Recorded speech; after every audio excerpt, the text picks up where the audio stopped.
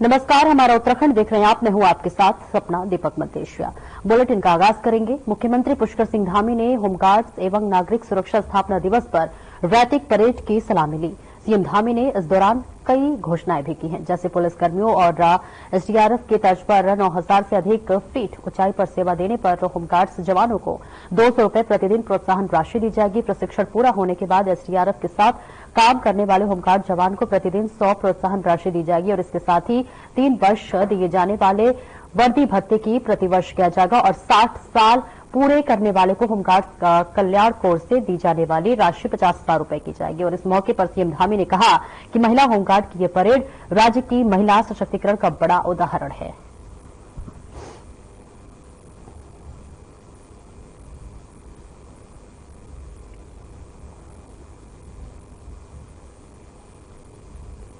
अधिकारियों को सबको मैं बहुत बधाई देता हूं, उनके पारिवारिक जनों को भी बहुत शुभकामनाएं।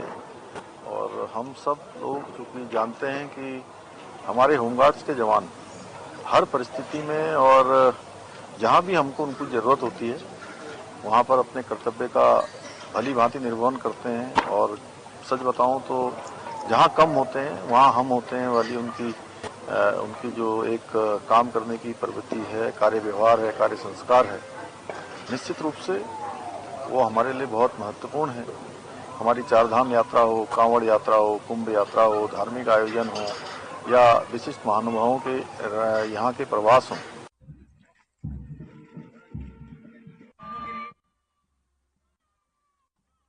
और वहीं पीएम नरेंद्र मोदी के नेतृत्व में केंद्रीय कैबिनेट ने शिक्षा क्षेत्र में ऐतिहासिक कदम उठाते हुए देश भर में 85 नए केंद्रीय विद्यालयों की स्थापना को मंजूरी प्रदान की है। इस निर्णय के अंतर्गत उत्तराखंड में भी 4 नए केंद्रीय विद्यालय खोले जाएंगे और यह निर्णय न केवल उत्तराखंड बल्कि पूरे देश में शिक्षा के नए आयाम स्थापित करेगा।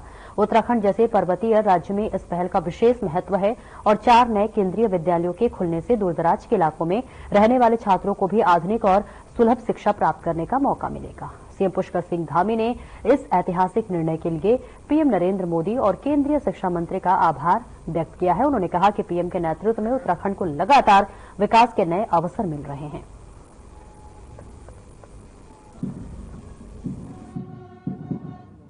देखिए, हमारा प्रदेश योग और आयुष की धरती है और यहाँ पर इस प्रकार का सम्मेलन निश्चित रूप से राज्य के साथ साथ पूरे आयुष पर विश्वास करने वाले, आयुष को हम लोगों ने देखा है कि कोरोना महामारी के समय में किस प्रकार से वो हम सब लोगों के लिए कारगर साबित हुआ है। एक मील का पत्थर यहाँ का ये सम्मेलन होगा, जिसके रूप से एक बड़ा मंथन यहाँ पर होगा। उस मंथन से जो अमृत निकलेगा वो सभी के लिए एक अमृत का काम करेगा। ठीक है सर।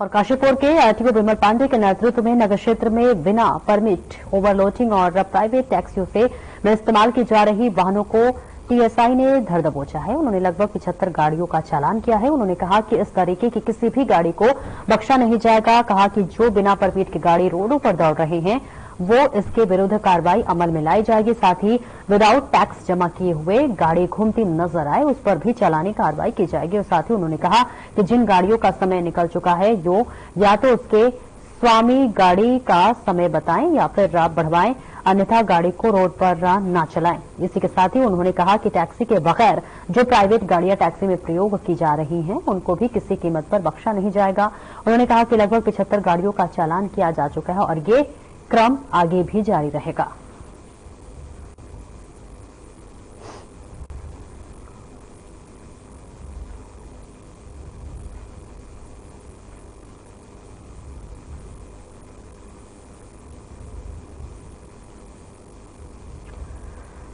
विभाग हमेशा हमारे तत्पर में है और जो गाड़ियां लगातार सर पर दौड़ती हैं या तीव्र गति से दौड़ती हैं उनकी स्पीड के चालान करते हैं और जिनके परमिट खत्म है वो गाड़ियां बंद की जाती हैं, उनको सीज किया जाता है।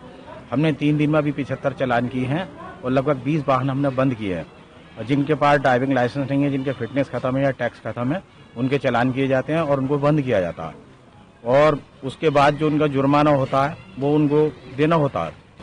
और मोटर वाहन रूल्स के विरुद्ध जो भी कार्य होता हो, ओवरलोडिंग में किसी भी तरह से, उनके सारे चालान किए जाते हैं हमारे द्वारा। परिवहन विभाग हमेशा हमारा सेवा में तत्पर है। हम अपनी टीम के साथ परिवहन विभाग ये कार्य करता है।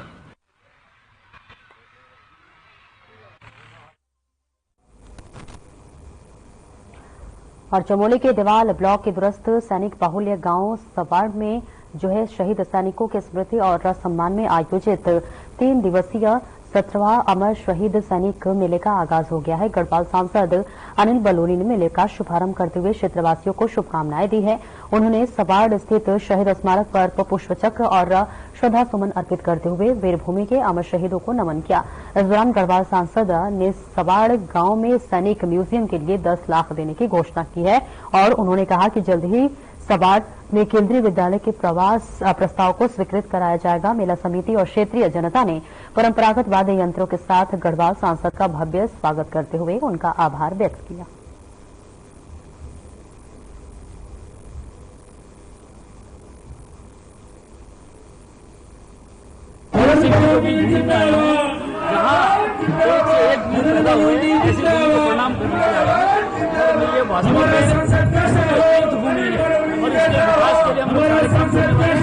आज जो म्यूजियम है उसके लिए 10 लाख रुपए मैं अपने सांसद निधि से दिया है और साथ ही मैं ये आश्वासन देके जा रहा हूँ कि उसकी बहुत सीख यहाँ केंद्रीय विद्यालय के बारे में भी घोषणा हम लोग करेंगे।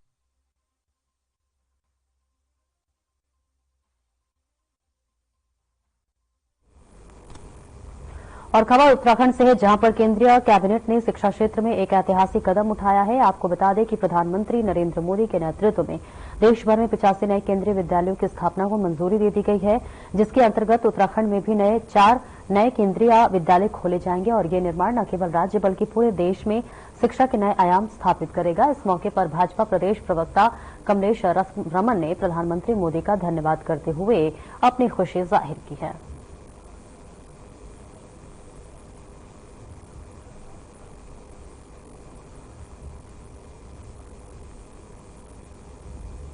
तो तस्वीरें आपको दिखा रहे हैं जहां पर केंद्रीय कैबिनेट का ये एक ऐतिहासिक कदम उठाया गया है, जहां पर देखिए प्रवक्ता ने आभार भी जताया है। और इस बीच तस्वीरें आपको दिखा रहे हैं जहां पर अब 85 नए केंद्रीय जो है भाजपा प्रदेश प्रवक्ता ने इस चीज के लिए आभार जताया, जो कि बयान देते हुए नजर आ रही हैं, जहां पर 85 नए केंद्रीय विद्यालयों को अब मंजूरी मिली है, जो कि अब आने वाले समय में ये एक अच्छी पहल के रूप में भी देखने को मिलेगी, जहां भाजपा प्रदेश प्रवक्ता ने इसके लिए आभार व्यक्त किया है।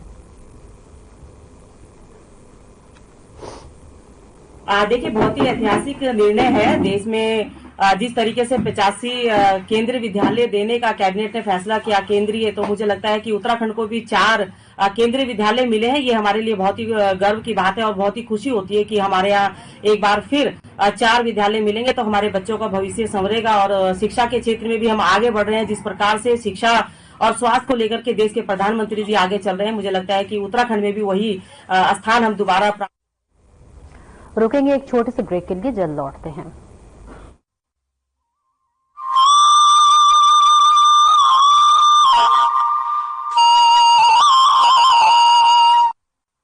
पुरखों की सांझी विरासत, ऋषि मुनियों की परंपरा और अनुकूल वातावरण से देव स्थान उत्तराखंड को मिला है देश और दुनिया में सबसे ज्यादा मानव और बनी है आयुष और वेलनेस में बेस्ट डेस्टिनेशन की पहचान।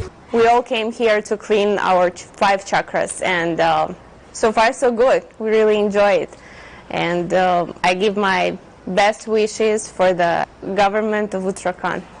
उत्तराखंड सरकार का संकल्प है कि आयुष और वेलनेस की समृद्ध प्राकृतिक और सांस्कृतिक विशेषताओं से प्रत्येक व्यक्ति को जोड़ा जाए और सर्वोत्तम सेवाएं प्रदान की जाएं। देवभूमि उत्तराखंड में 300 से ज्यादा आयुष और वेलनेस सेंटर संचालित किए जा रहे हैं, जिसमें प्राकृतिक आयुष उपचार और योग प्रदान किया जा रहा है।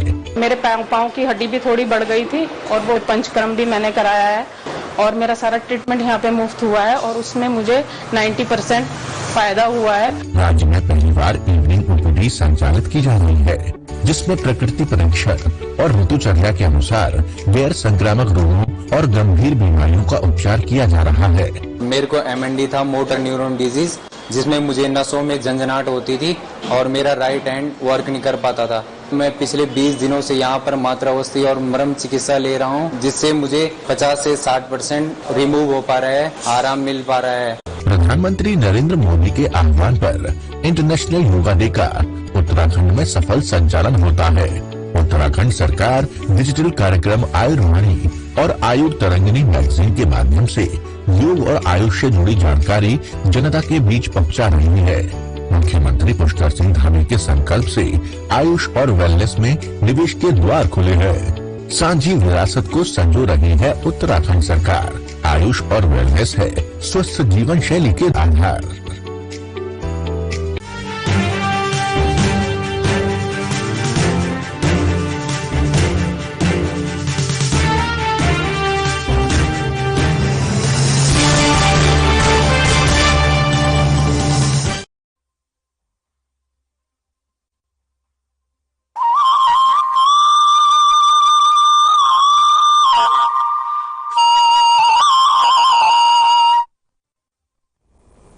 और ब्रेक के बाद एक बार फिर से स्वागत है आपका बढ़ते खबरों की ओर।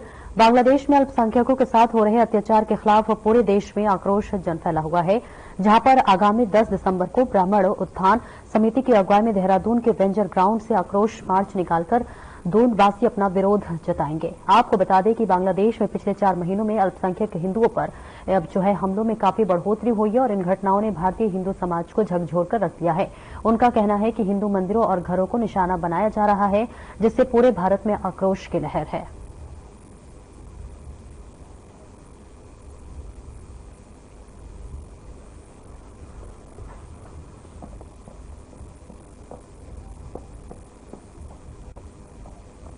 देखिए, ये आक्रोश तो जैसा आप समझ रहे हैं कि बांग्लादेश में अगर इसे दूसरे हिसाब से देखा जाए तो पिछले कुछ समय से हमारे अपने देश में ही गड़बड़ हो रहा है और बांग्लादेश में ऐसा भयानक कांड हो गया।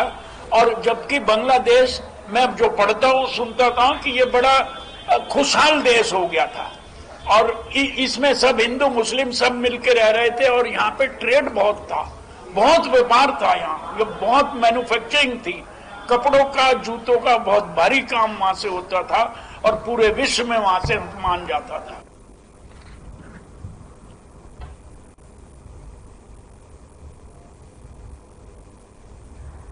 और पुलिस ने विकासनगर में दवा कंपनी पर छापेमार कार्रवाई की है और इस कार्रवाई में पुलिस औषधि विभाग व नारकोटिक्स टीम ने एक कंपनी पर छापेमारी की है।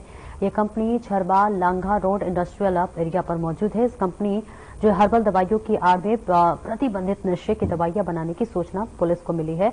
आपको बताते चले कि पुलिस औषधि विभाग पुलिस व नारकोटिक्स की संयुक्त टीम ने मौके से नशे की प्रतिबंधित दवाइयों का एक बड़ा जखीरा भी बरामद किया है, जिसके बाद कंपनी मालिक सहित 5 के खिलाफ मुकदमा दर्ज कर लिया गया है और 3 लोगों को मौके से गिरफ्तार किया गया है।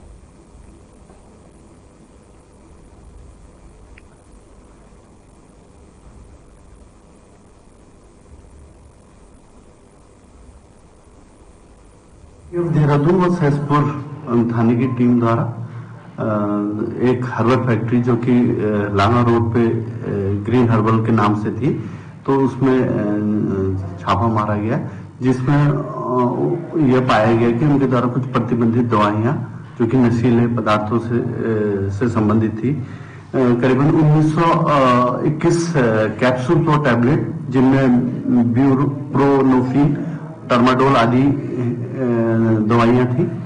इसके अतिरिक्त 192 सिरप जो कि रैपर लगे थे और 400 ऐसी बोतलें थी जो विदाउट रैपर की थी, वो बरामद की गई। इसके अतिरिक्त कुछ खाली रैपर्स,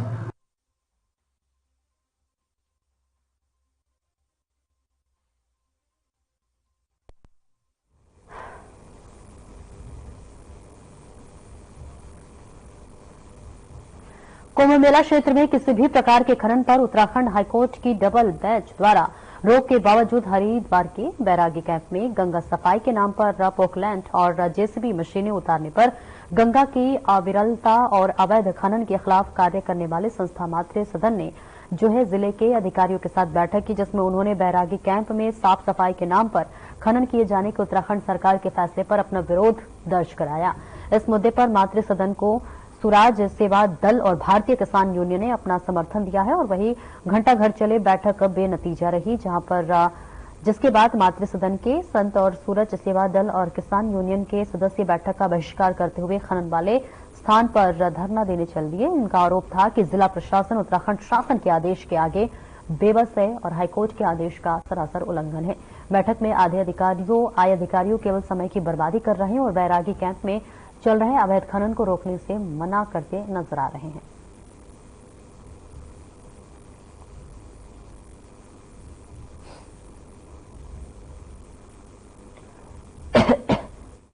अधिकारियों को यहाँ पर भेजा। डीएम साहब अगर खुद को सक्षम अधिकारी समझते हैं तो उनको जवाब देना चाहिए था, वो जवाब नहीं दे सकते। इन चारों को दिया, इन लोगों ने पहले ही माइंड मेकअप करके बैठे थे कि आखिरी में क्या बोलना है, और आखिरी में इतने कंक्लूजन के बाद जब एक भी लीगल प्रश्न का उत्तर उनके पास नहीं था तो उन्होंने सीधे कह दिया कि हम खनन बंद नहीं करेंगे, जो कि ये चंडीगढ़ के चार माफिया आएंगे, हरिद्वार की पूरी संपदा लूट के ले जाएंगे और पूरा प्रशासन और यहाँ का जनमानस देखता रहेगा। इसी के लिए यहाँ पे हरिद्वार को अलग किया गया था उत्तराखंड से, और आज सारे लोग यहाँ पे संघर्ष करने के लिए आए हैं। इस बात को जान लीजिए, अगर प्रशासन इस बात को नहीं रुकवाएगा तो हम वहां जाकर के खुद रुकवाएंगे, वहीं बैठेंगे, वहीं हटाएंगे और चंडीगढ़ के माफिया को वहां से भगाएंगे। कंटेम्प्ट फाइल करेंगे, इन सबके विरुद्ध नाम से फाइल करेंगे। डीएम साहब छुप के नहीं बैठ सकते, वो जवाब दे। मातृ सदन है, गुरुदेव वहां बैठे हैं, वहां पे एक एक प्रश्न का हमारे उत्तर दें।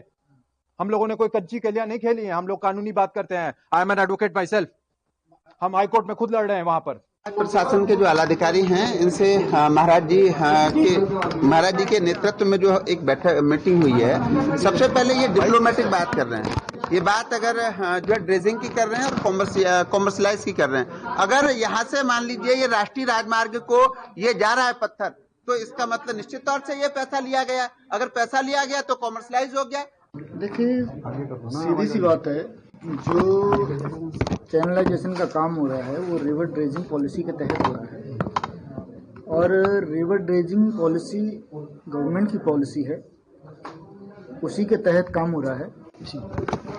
और वर्तमान में उस पॉलिसी पे ऑनरेबल हाई कोर्ट में मामला चल रहा है मातृ सदन के साथ में।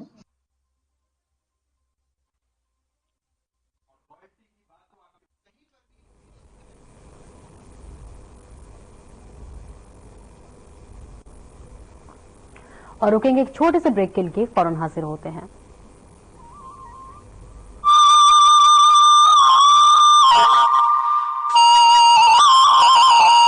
उत्तराखंड में बागवानी से सशक्त हो रहे हैं किसान, बन रही है उन्नत प्रदेश की विशिष्ट पहचान। मुख्यमंत्री पुष्कर सिंह धामी के संकल्प से किसानों की आय में जबरदस्त मुनाफा, फल और सब्जियों में पौष्टिकता, विकास के अंत्योदय सफर की कहानी लिख रही है। मुख्यमंत्री एकीकृत बागवानी विकास योजना के तहत किसानों को समृद्ध बनाने के लिए कोल्ड स्टोरेज पर 50% सब्सिडी अथवा 7,50,000 रुपए तक और रेफ्रिजरेटर वैन पर 50% सब्सिडी अथवा 13 लाख रुपए तक दिए जा रहे हैं। साथ ही फल, सब्जियां, पुष्प और मसालों के पौधे और बीज 50% सब्सिडी पर किसानों को प्रदान किए जा रहे हैं। मुख्यमंत्री एकीकृत बागवानी योजना के तहत हमें सब्जी और बीज उपलब्ध कराए जाते हैं, जिससे कि हमें समय समय पर उद्यान विभाग के द्वारा विभिन्न प्रकार के कीटनाशक दवाइयां भी उपलब्ध कराई जाती हैं और महिलाओं का एक आजीविका को लेकर एक नया ही उत्साह उत्पन्न हुआ है। मुख्यमंत्री संरक्षित उद्यान विकास योजना में पॉली हाउस के अंदर सब्जी या पुष्प का उत्पादन करने पर किसानों को 80% तक सब्सिडी प्रदान की जा रही है। बाजार हस्तक्षेप योजना के तहत सी ग्रेड सेब और अन्य फलों को समर्थन मूल्य पर खरीदने के लिए व्यवस्था की गई है। फसल बीमा योजना के तहत फलों और मौसमी सब्जियों का बीमा कराया जाता है और सरकार किसानों को प्रीमियम की कई गुना धनराशि प्रदान कर रही है। हमने आम की फसल का बीमा करवाया था, जिसका 8 गुना प्रीमियम हमें सीधा डीबीटी के माध्यम से हमारे अकाउंट में प्राप्त हुआ। मैं धन्यवाद अदा करना चाहूंगा उत्तराखंड सरकार, मुख्यमंत्री श्रीमान पुष्कर सिंह धामी जी का। बागवानी योजनाओं से खुल रहे हैं समृद्धि के द्वार, किसानों को मजबूत बना रही है उत्तराखंड सरकार।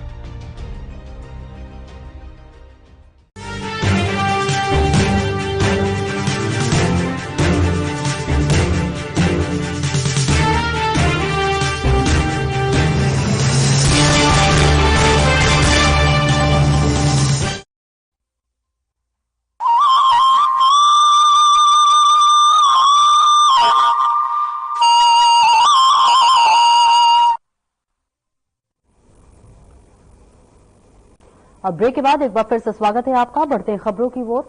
वन आरक्षी चयनित अभ्यर्थियों का 5वें दिन भी धरना जारी रहा। वन आरक्षी अभ्यर्थियों ने मीडिया से बातचीत में कहा कि उन्हें 5 माह से अधिक समय हो गया है नियुक्ति पत्र मिले, लेकिन उनका अभी तक नियुक्ति नहीं की गई है, जिससे सभी अभ्यर्थियों में आक्रोश है। उन्होंने वन मुख्यालय पर धरना देकर चेतावनी दी है कि अगर जल्द ही सभी 149 अभ्यर्थियों को नियुक्त नहीं की गई तो वे आंदोलन के लिए बाध्य होंगे। और साथ ही उन्होंने कहा कि वन मंत्री ने उनको भरोसा दिलाया है कि कैबिनेट में उनकी बात को रखा जाएगा, लेकिन उनका मानना है कि अभी तक उनकी समस्या पर कोई निर्णय नहीं लिया गया है।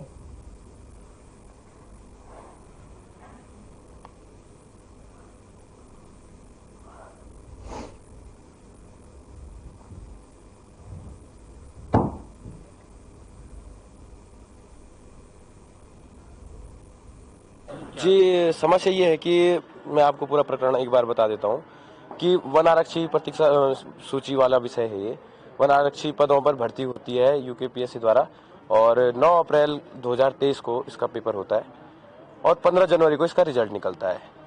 रिजल्ट में आयोग द्वारा विभाग को सूचित किया गया था कि प्रतीक्षा सूची में हम कुछ बच्चों को निकालने वाले हैं, तो आप लोग तैयार रहिएगा। और आयोग द्वारा 10 से 11 मार्च को हमारा फिजिकल कराया गया। 23 अप्रैल को हमारी डीबी होती है, डॉक्यूमेंट वेरिफिकेशन।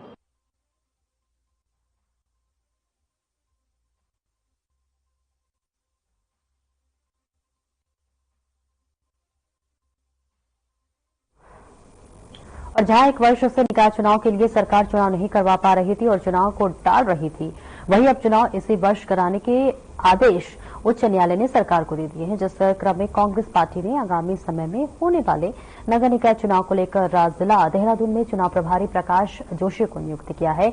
वहीं चुनाव प्रभारी ने कांग्रेसियों के साथ एक बैठक तिलक भवन में विकास नगर में की, जिसमें पूर्व कैबिनेट मंत्री नवप्रभात शहर अध्यक्ष कितेश जायसवाल, वरिष्ठ कांग्रेसी नेता प्रेम प्रकाश अग्रवाल, पूर्व शहर अध्यक्ष शम्मी प्रकाश, पूर्व सभासद नगरपालिका मुजीबुर रहमान और इसी के साथ साथ विकास नगर के नवनियुक्त मीडिया प्रभारी बलजीत सिंह, वरिष्ठ कांग्रेसी नेता संजय जैन, महिला कांग्रेसी नेता शशि चौहान और कई अन्य कांग्रेस जन इस बैठक में शामिल रहे। वहीं चुनाव प्रभारी प्रकाश जोशी ने राज्य सरकार पर देर से चुनाव करवाए जाने और उसे टालने के बारे में मीडिया से बातचीत की।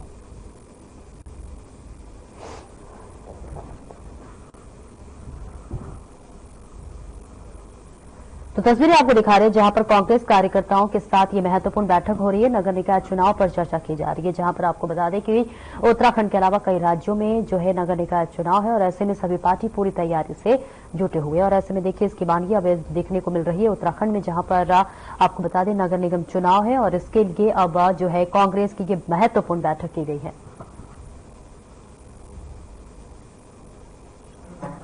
देखिए, जब से ये पार्टी ने मुझे जिम्मेदारी दी है देहरादून जिले की, उसके अंतर्गत आने वाले जो भी स्थानीय निकाय हमारे हैं, तो तब से लगातार हमें संगठन के लोगों से हम लोग मिल रहे हैं और बहुत अच्छे स्वरूप में मुझे संगठन दिख रहा है। पर कहीं छोटी मोटी कहीं कमियां भी हैं। वार्ड स्तर पर कहीं कमेटी का गठन की जरूरत है। कई वार्ड अध्यक्ष लगता है कि उतना समय नहीं दे पा रहे पार्टी को, तो उनके बदले में और लोगों को जिम्मेदारी देने का काम अगले 1 हफ्ते के अंदर पूरा संपन्न हो जाएगा। और मैं मानता हूं कि अगले 1 हफ्ते लगभग 15-16 तारीख तक पूरी जितने भी इस जिले के अंदर हमारे नगर निगम है, नगर पालिकाएं हैं।